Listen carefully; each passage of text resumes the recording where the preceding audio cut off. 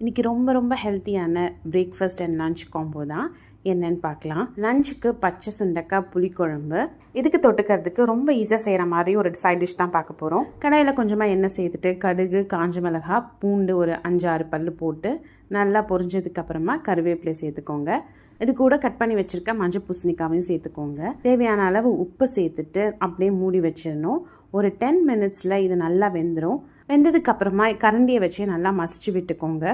ரொம்பவே ஹெல்த்தியான மஞ்சள் பூசணிக்காய் மசியல் ரெடி. இந்த சுண்டக்காய் புளிக்குழம்போட இந்த பூசணிக்காய் ரொம்பவே நல்லாயிருக்கும். இது கூட நாங்கள் கீரை பொரியலும் செஞ்சுருந்தோம். பிரேக்ஃபாஸ்ட்டுக்கு வரகரிசியில் செஞ்ச வெண்பொங்கல், அது கூடவே குழந்தைங்களுக்கு சக்கரை பொங்கலும் செஞ்சுருந்தோம். பொங்கல் கூட வச்சு சாப்பிட்றதுக்கு வறுத்தரைச்ச ஹோட்டல் ஸ்டைல் டிஃபன் சாம்பார். எனக்கு பொங்கல் கொஞ்சமாக இருக்கணும், சாம்பார் நிறைய இருக்கணும். அதை அப்படியே எடுத்து சாப்பிடும்போது அவ்வளோ டேஸ்ட்டாக இருந்துச்சு. மஞ்சள் பூசணிக்காய் இப்படி செஞ்சால் கண்டிப்பாக குழந்தைங்களுக்கு பிடிக்கும். ட்ரை பண்ணி பாருங்கள்.